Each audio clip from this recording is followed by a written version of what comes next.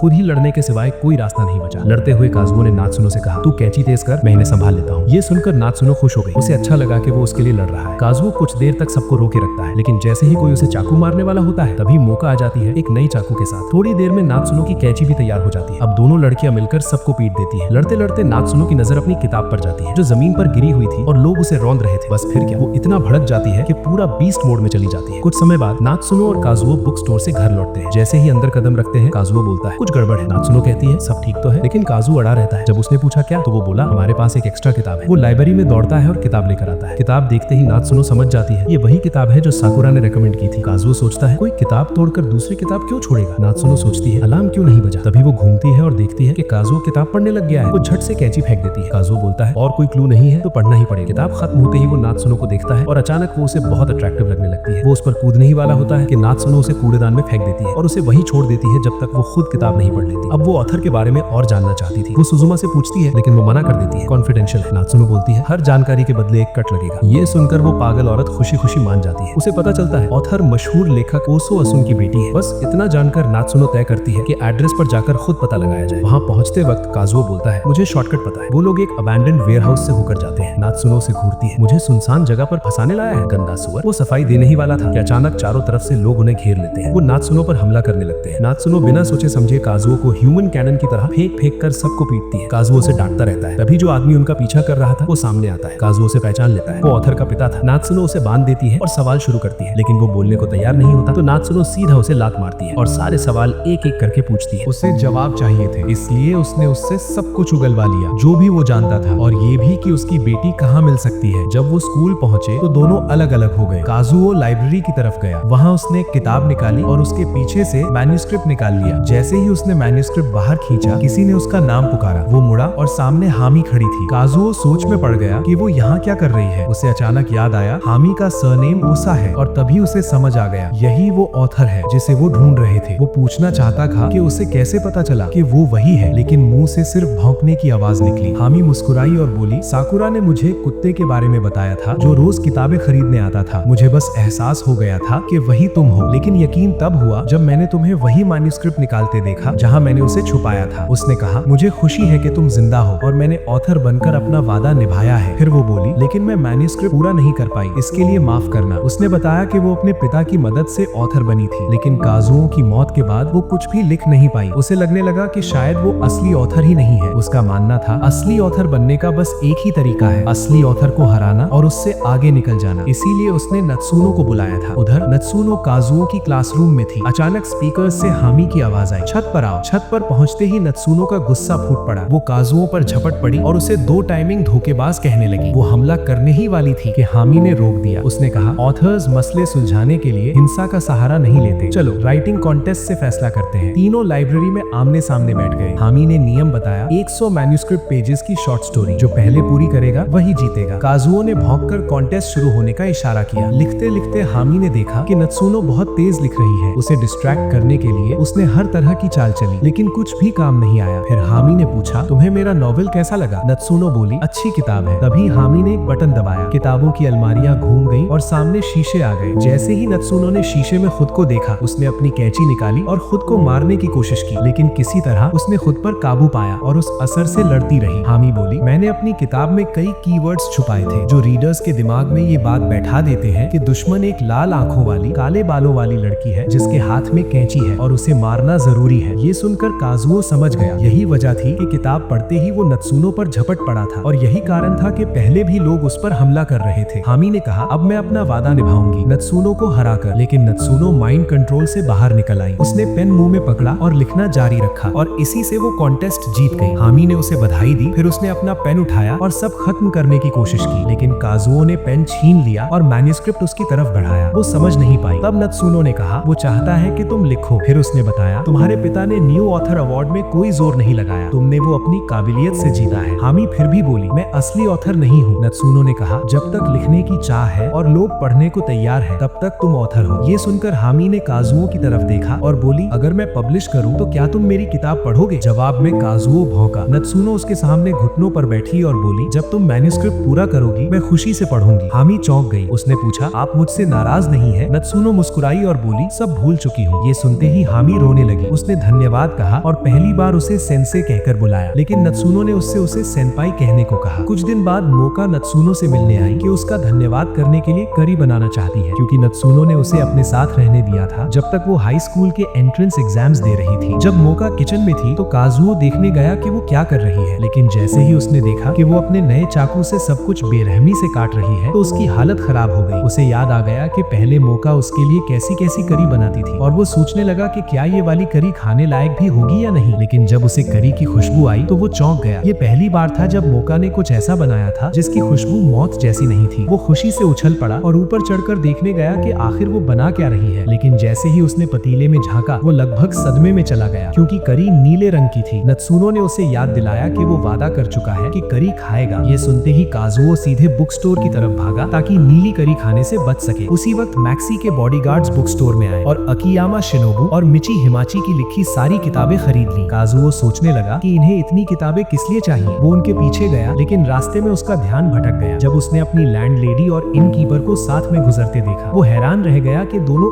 एक जैसी क्यों दिख रही हैं। थोड़ी देर बाद वो एक पार्क में भटक गया बॉडीगार्ड्स को ढूंढते हुए, लेकिन वहाँ उसे वही पागल मेड मिल गई जो झाड़ू लेकर हमेशा हमला करती थी और गाना गा रही थी। उससे पंगा नहीं लेना चाहता था तो वो चुपचाप निकलने लगा, लेकिन गलती से एक डंडी पर उसका पैर पड़ गया और उसकी आवाज से मेड का ध्यान उस पर चला गया। जैसे ही उसने उसे देखा वो घबरा गई और उस पर हमला करने लगी, लेकिन इस बार काजुओ तैयार था। उसने उसके सारे हमले आसानी से डॉज कर लिए। आखिरकार वो उसे कोने में ले आई। जैसे ही वो हमला करने वाली थी नत्सुनो वहाँ पहुँच गई और दोनों के बीच लड़ाई शुरू हो गई। लाल बालों वाली लड़की पीछे हट गई और बोली, मैं एक फॉर्मर एजेंट हूँ, मेरा कोड नेम है शैडो सर्वेंट और मेरा नाम है साई मोरवजाचाई। उसने नत्सुनो को चेतावनी दी कि उसे हल्के में ना ले, लेकिन तभी हेलीकॉप्टर की आवाज आई। अंदर थी वो बिम्बो मैक्सी। उसने ऐलान किया कि उसने नत्सुनो और मोमीजी की सारी किताबें खरीद ली हैं, क्योंकि उसे उनसे तुलना किया जाना अपमानजनक लगा। मैक्सी ने एक ढकी हुई ऊंची इमारत की तरफ इशारा किया। जब बॉडीगार्ड्स ने कवर हटाया तो नत्सुनो पहचान गई, वो था 9 स्टोरी टावर। मैक्सी टावर के ऊपर उतरी और बोली, मैं नत्सुनो और मोमीजी को चुनौती देती हूँ 9 स्टोरी टावर राइटिंग कॉन्टेस्ट के लिए। उसी वक्त साई ने टावर पर धावा बोल दिया। उसने बॉडीगार्ड्स को पीटा, उनके कपड़े काट डाले और मैक्सी से कहा, मैं किसी बेकार एयर हेड को अपनी मिस्ट्रेस का अपमान नहीं करने दूंगी। मेरी मिस्ट्रेस सबसे बेहतरीन ऑथर है और कोई इधर उधर की वोना भी उसके बराबर होने का सपना भी नहीं देख सकती। नत्सुनो भी ऊपर आ गई, लेकिन जैसे ही टकराव होने वाला था मैक्सी को उसके बॉडीगार्ड्स जबरदस्ती ले गए। कुछ दिन बाद सुजुमा मिलने आई, लेकिन नत्सुनो जानबूझकर उसे नजरअंदाज करती रही और काम में लगी रही। काजुओ ने पूछा कि वो क्यों आई है। सुजुमा ने कहा कि वो नत्सुनो से उसकी पब्लिक आइडेंटिटी के बारे में बात करना चाहती है। उसने कहा कि अगर वो इंटरव्यूज करे और शोज करे तो शायद डेडली सिन सीरीज की आखिरी किताब पूरी कर पाए। फिर उसने अपने लाए हुए कॉस्ट्यूम्स निकाले। अजीब एडिटिंग टेक्निक से उसने नत्सुनो को बिना बताए एक एक करके अलग अलग कपड़े पहना दिए। जब वो स्विम सूट पहनाने वाली थी तभी नत्सुनो को समझ आ गया कि क्या चल रहा है और उसने सुजुमा को सजा दी। फिर बोली, काम करने दो। इसके बाद सुजुमा ने अपना दूसरा प्लान बताया। इसे शराब पिलाते हैं, देखते हैं ये प्यारी बनती है या और खतरनाक। काजुओ ने कहा कि ये मुमकिन नहीं है, लेकिन सुजुमा ने एक और चाल चली और चुपके से नत्सुनो के मग में वाइन मिला दी। दोनों बैठे और देखते रहे। जैसे ही नत्सुनो ने एक घूंट लिया वो तुरंत उठी और काजुओ की तरफ आई। काजुओ डर गया और सोचने लगा अब तो पक्का मरेगा, लेकिन उसने उसे उठाया और बहुत प्यार से बात करने लगी। जब सुजुमा ने उससे बात करनी चाहिए तो नत्सुनो उससे भी नरमी से बोली और यही बात सुजुमा को बिल्कुल पसंद नहीं आई। जब नात्सुनो ने उसे डांटा तो सुजुमा ने सुझाव दिया कि वो और शराब पिए। उसे उम्मीद थी कि इससे नात्सुनो और ज्यादा खतरनाक हो जाए, लेकिन उल्टा हो गया, वो और भी ज्यादा प्यारी बन गई। फिर नात्सुनो ने सुजुमा से सीधा कह दिया, मुझे तुमसे प्यार है। ये सुनते ही सुजुमा लाश की तरह सख्त हो गई और जमीन पर गिर पड़ी। उसके बाद नात्सुनो ने काजुओ को उठा लिया, लेकिन उसकी हरकतों से काजुओ परेशान हो रहा था। उसने डरते डरते कहा कि उसके उभरे हुए प्लॉट्स उसकी पसलियों में चुभ रहे हैं। उसे लगा अब तो नात्सुनो पागल हो जाएगी, लेकिन उल्टा वो और सेंसिटिव हो गई। काजुओ ने तुरंत माफी मांगी और बोला, फ्लैट प्लॉट्स भी मायने रखते हैं। ये सुनकर नात्सुनो को लगा कि वो उसे प्रपोज कर रहा है। उसके दिमाग में सीधा शादी का सीन चलने लगा, हनीमून, शादी की बातें और यहाँ तक कि बच्चे के कमरे का रंग भी तय हो गया। काजुओ इतना डर गया कि उसे समझ ही नहीं आया क्या करे। उसे लगा सब खत्म हुआ, लेकिन तभी नात्सुनो उसे बेडरूम में ले गई। वहाँ उसने उसे दबा लिया और हालात काफी अजीब हो गए। लेकिन तभी अचानक उसे उल्टी आ गई और उसने सब कुछ काजुओ पर कर दिया। कुछ देर बाद वो होश में आई। उसने कहा, तुम मेरी दादी के 50 साल पुराने मौजों जैसी बदबू कर रहे हो, और फिर बोली कि वो उसे नहला देगी। ये सुनकर काजुओ हैरान रह गया। इतने सब के बाद आखिरकार नात्सुनो ने उसे डेडली सिन सीरीज की आखिरी किताब की एक कॉपी दे दी। अगर आप यहाँ तक देख चुके हो तो वीडियो को लाइक करना मत भूलना और चैनल को सब्सक्राइब जरूर करना। मिलते हैं अगली वीडियो में।